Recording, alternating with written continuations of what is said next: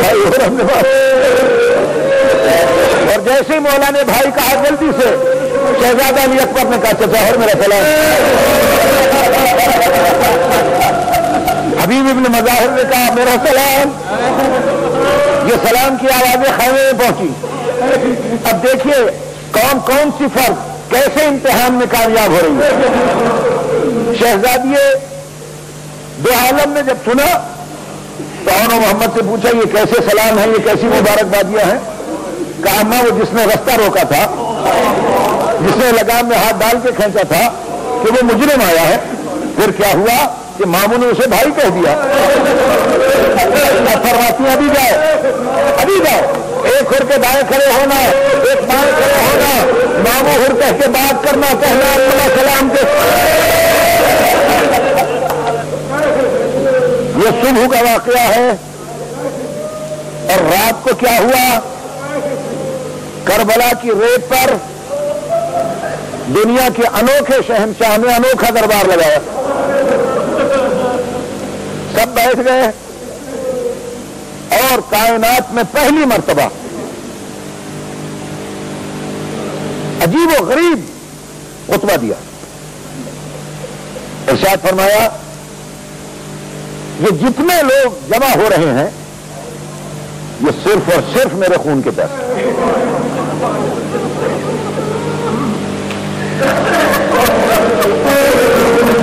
میں تمہیں اجازت دیتا ہوں کہ جس کا جی چاہے بے شک چلا جائے. فرمایا کل جنگ یقیناً ہوگی مگر میرے ساتھ ہوگی نا. حکم نہیں دیا کہ چلے جاؤ, اگر حکم دے دیتا عمل واجب ہو جاتا. اختیار دیا جو جانا چاہے جا سکتا ہے. دیکھا سب دنیا نو مرسوس بنے بیٹھے. فرمایا اگر تمہیں یہ لالچ ہے کہ چلے جاؤ گے تو ثواب سے محروم ہو جاؤ گے,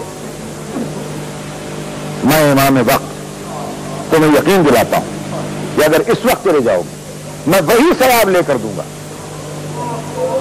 جو یہاں شہید ہونے کے بعد تمہیں ملنا. ثواب کا لالچ ختم ہو گیا. پھر فرمایا اچھا اب میں سمجھتا یہ ہوں کہ تم شاید اس لیے نہیں جاتے کہ دنیا تمہیں تانے دے گی.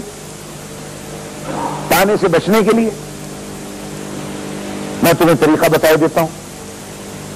میرے ساتھ, اب جملے کی فصاحت تو بلاغت ملاحظہ فرمائے, میرے ساتھ تمہارے نبی کی بہو بیٹیاں تم اس طرح کرو ان سب کو ساتھ لے کر جاؤ, انہیں نانا کے مزار پہ چھوڑ دینا اور دنیا اگر پوچھے تو کہنا نبی زادیوں کو بچانے کے لیے چلے.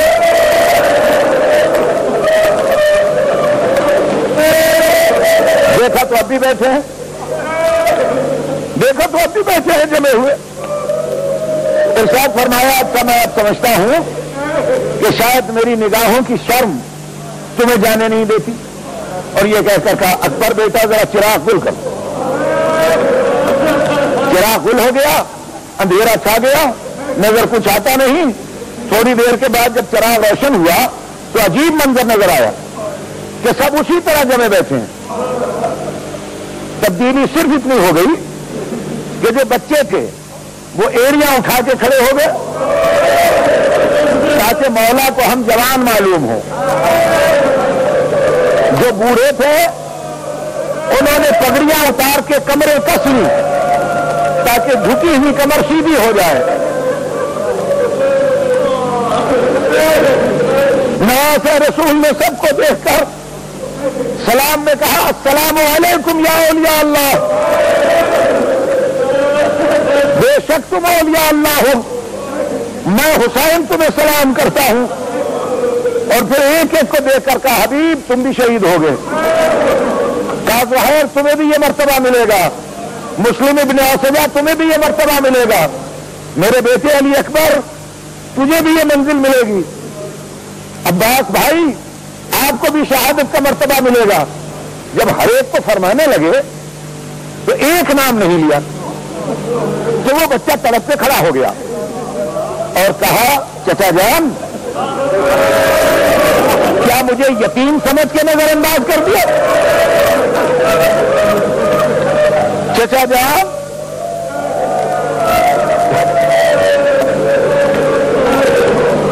کیا کل کے مرنے والوں میں میرا نام نہیں ہے؟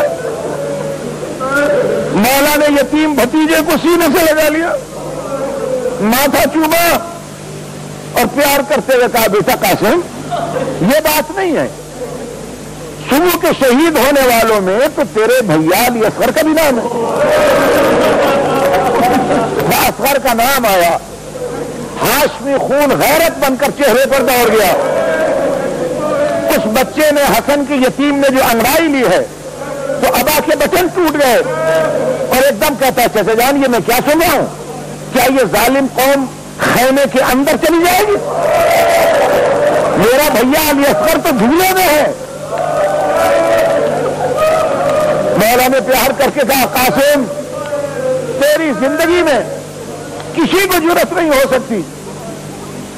اور اس کے بعد قاسم کی توجہ کا رخ موڑنے کے لیے ایک دم فرماتے ہیں عباس بھائی چلے مل کے عبادت کر لیں، مل کے عبادت کر لیں۔ اور عبادت کی آواز اس شب کو کربلا کے فضا میں یوں گونج رہی تھی۔ مورخین نے لکھا کدوی النحل، جس طرح شہد کی مکھیاں اڑتی ہیں اور بن بناہٹ کی آواز پیدا ہوتی ہے، سرکار سید الشہداء نے عبادت سے فارغ ہو کر گھر میں جا کر ایک ایک خاتون کا امتحان لیا، ایک ایک کا جائزہ لیا۔ دیکھتے کیا ہیں؟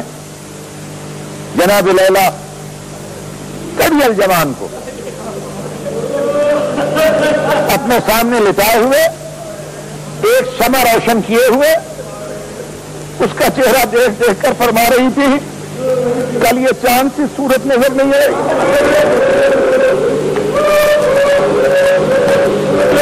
دعا دے کر آگے بڑھ گئے۔ آگے جو گئے تو سرکار حسن مجتبیٰ کی بیوہ کا خیمہ آیا۔ وہاں کیا دیکھا کہ اس بیوہ نے قاسم کو حسن کا پورا لباس پہنایا ہوا۔ آگے بڑھے دعا دے کر تو ایسا منظر نظر آیا کہ حسین جیسے صابر نے بھی آنکھوں پہ ہاتھ رکھ لیا۔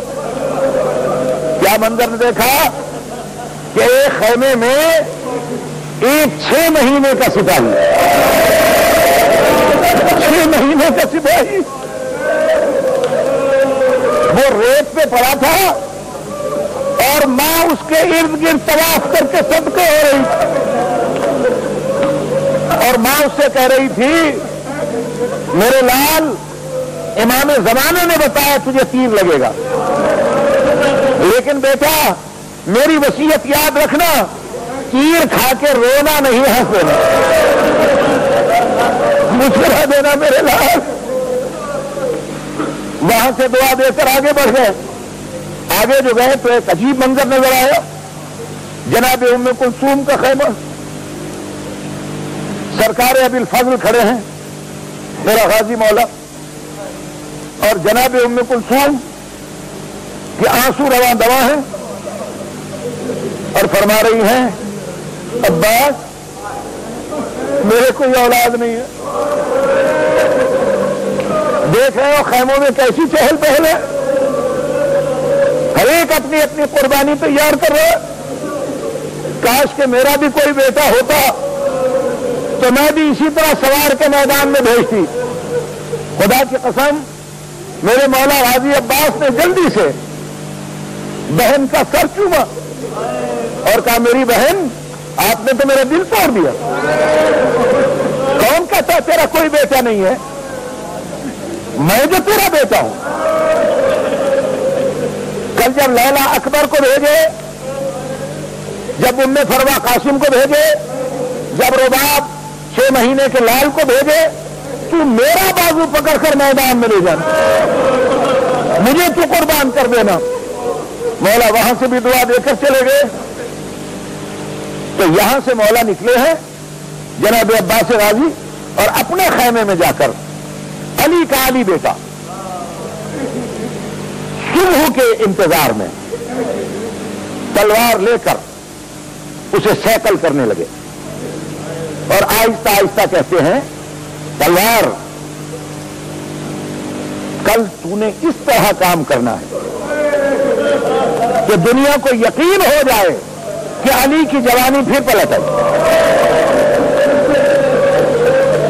کل دنیا کو یہ بتانا ہے کہ میرے مظلوم سردار کا گھراؤ کیسے کیا ہے تم نے.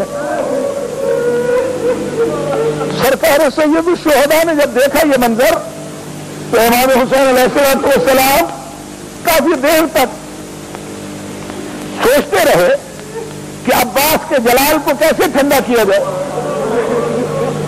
تو عباس کے جلال کا صرف ایک ہی حل تھا, اس حل کو سکینہ کہتے ہیں. کہا بیٹا سکینہ آج ذرا اپنے چچا کو میرے لال ذرا ٹھنڈا کرو, جلال کو کم کرو. وہ بچی گئی ہے مگر زندگی میں پہلی دفعہ اس کمسن بچی نے بھی یہ پہلا منظر دیکھا. کتنی دیر کھڑی رہی مگر غازی مولا اسی تصور میں کل صبح ہوگی, مولا اجازت دیں گے, پھر میں دنیا سے پوچھوں گا کہ کس طرح نواسے رسول کو پریشان کیا جاتا ہے. وہ بچی واپس آئی روتی ہوئی اور کہا بابا جان آج تو چچا بہت جلال میں کتنی دیر کھڑی رہی مگر چچا کو پتہ بھی نہیں چلا. فرمایا اچھا پھر اس طرح کرو, جاؤ اپنی پھوپھی کو بلا کے لاؤ, پھوپھی کو بلا کر لاؤ. اور جب شہزادی کونین آئی ہیں, جناب زینب عالیہ تشریف لائی ہیں, تو کہا میری بہن کل امتحان کی منزل ہے, عباس جلال میں ہے, اس کے جلال کو فارغ کرنا صرف اور صرف اب تیرا کام ہے. خدا کی قسم یہ پہلا موقع ہے کہ جہاں حسین جیسا امام بھی رک گیا. کربلا کی پوری تاریخ میں یہاں پر حسین رک گئے. بہن ایک دم جو گئی اور عباس کے گلے میں باہیں ڈال دی, جیسے ہی غازی مولا نے دیکھا تڑپ کے کھڑے ہو گئے اور فرماتے ہیں آپ نے رحمت فرمائی, میری شہزادی غلام کو اپنے خیمے میں طلب کر لینا تھا, شہزادی آپ نے کیوں رحمت فرمائی؟ تو ایک دم فرماتی ہے عباس بھائی جلال میں نہ, عباس بھیا جلال میں نہ آنا, عباس کا یہ سننا تھا